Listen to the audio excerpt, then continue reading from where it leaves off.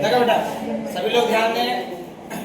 सबसे पहले कल हम लोगों ने बेटा लाइंस और एंगल्स के बारे में, कोण के प्रकार, रेखाओं के बारे में, किरण के बारे में, ये सब जानकारियां हम लोगों ने प्राप्त की। इसका डिस्कशन जो है वो कल हुआ, लेकिन बेटा कल के आगे बढ़ते हुए हम लोग इस सबसे पहले आज हम बताने वाले हैं संपूर्ण कोण यानी कंप्लीट एंगल। अच्छा, कंप्लीट एंगल क्या होता है बेटा? तो कंप्लीट एंगल के बारे में हम लोग पहले चर्चा कर रहे हैं, यानी संपूर्ण कोण। अच्छा, संपूर्ण ये वाला हमारे एक AB रेखा है, AB एक रेखा है। अब बेटा अगर हमने इस पॉइंट को सेंटर मान लिया, इस पॉइंट को हमने क्या कर लिया बेटा? सेंटर मान लिया, और हमने इसको चारों तरफ इसको क्या कर दिया बेटा? घुमा दिया। तो घुमाने पर ये एंगल कितना बनता है? 360 डिग्री। कितना बनता है? 360 डिग्री का जो कोण होता है उसको बेटा हम क्या कहते हैं? संपूर्ण कोण कहते हैं। क्या कहते हैं बेटा? संपूर्ण कोण या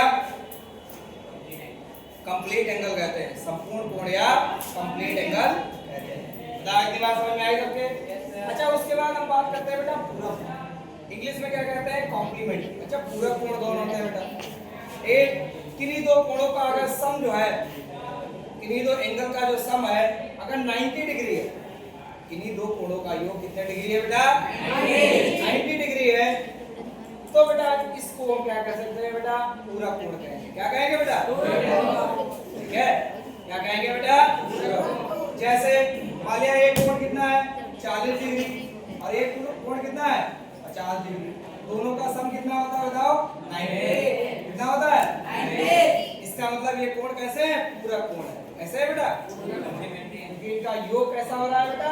90 हो रहा है। कितना हो रहा है? 90। भाई कितनी बात सॉर्टेड है? अच्छा, उसके बाद संपूरक कोण, इंग्लिश में इसको कहते हैं सप्लीमेंट्री एंगल। अच्छा, संपूरक कोण कौन होते हैं? कोई दो एंगल जिनका सम जो है वो कितना होता है? 180 होता है। यानी दो कोणों का योग जो होता है वो कितने डिग्री होता है? 180। अगर मान लिया एक कोण आपका 120 है और एक कोण आपका 60 डिग्री है, क्या ये संपूरक कोण है? क्या ये संपूरक कोण है? है, क्योंकि 120 और 60 कितना हो गया? 180। 120 और 160 हो गया 180। इतनी बात समझ में आई? इन दोनों कोणों का योग कितना है? 180। तो ये संपूरक कोण है। कैसे कोण है बेटा? संपूरक कोण है। इतनी बात समझ में आई? अच्छा, उसके बाद हम बात करते हैं एडजेसेंट एंगल यानी कि संलग्न कोण। इसकी बात करते हैं, संलग्न कोण। अच्छा, एडजेसेंट एंगल कौन होते हैं या संलग्न कोण कौन होते हैं? दो कोण जिनका शीर्ष कैसा हो? एक हो। शीर्ष कैसा हो? एक, यानी वर्टेक्स इसका सेम हो, उसे बेटा हम क्या कहते हैं? संलग्न कोण या एडजेसेंट एंगल कहते हैं। अब आपके में देखो कोण बेटा ए, ओ और सी। कोण ए, ओ और सी। उसके बाद कोण बी, ओ, सी। कोण बी, ओ, सी। अच्छा, दोनों का ए, ओ, सी, ए ओ वर्टेक्स है ना? बी, ओ, सी, इसका भी ओ वर्टेक्स है। दोनों के बेटा शीर्ष कैसे हैं? समान है, बराबर है। तो इसका मतलब ये दोनों कोण कैसे होंगे बेटा? बताओ, एडजेसेंट होंगे, यानी हिंदी में क्या कह सकते हैं? संलग्न कोण होंगे। अच्छा बेटा, इन दोनों कोणों का योग, इन दोनों कोणों का योग यानी कि बी, ओ, सी के जो लिखा हुआ है, उसके बाद ए, ओ, सी का योग जो होगा वो बी, ओ और ए इस पूरे कोण के बराबर होगा। इस वाले पूरे कोण के बराबर होगा। तो इसको हम क्या कहते हैं बेटा? संलग्न कोण कहते हैं। क्या कहते हैं बेटा? जिसके शीर्ष कैसे हो? एक जैसे। कैसे हो बेटा? एक जैसे हो। सेम अगर बेटा वर्टेक्स है तो वे एंगल आपके क्या कहलाते हैं?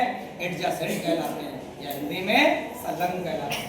अच्छा बेटा, कोणों का रैखिक रूप, लीनियर पेयर ऑफ एंगल्स। अच्छा, लीनियर पेयर ऑफ एंगल्स के बारे में बात करते हैं। एक चित्र बेटा दिया गया, आप देखो बेटा बी, बी, ओ और सी, यानी कोण बी, ओ, सी, बी, ओ, सी, और एक कोण है बेटा ए, ओ और सी।